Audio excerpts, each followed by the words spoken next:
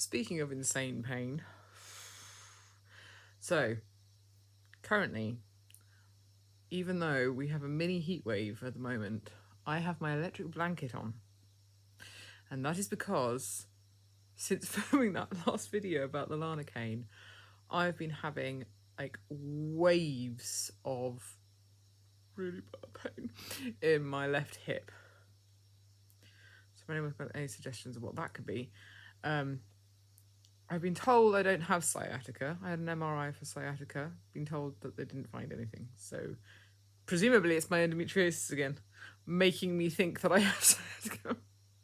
Endometriosis is really mean. Anyway, it's on my left hip, which is normally on my right hip that I get this.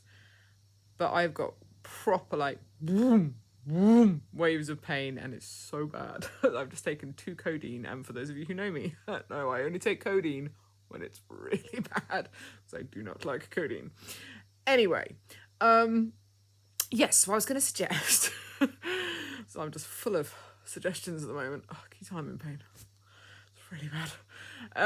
What was I saying?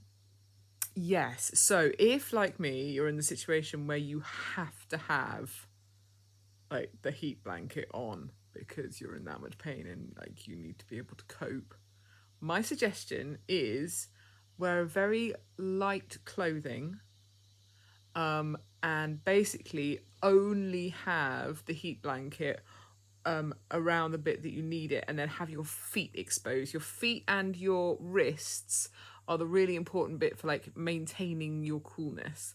So one other thing that I do is I have my bottle of water and I put my wrists on it just to keep things cool. Now obviously the science behind that is that you're cooling the blood, and so both with your ankles and your wrists, keeping them cool so that you don't overheat and have a meltdown. Like literally melt. Stay really hydrated and distract yourself, which is what I'm going to do now, because it's a dusty thing. See, distract yourself. It's very good.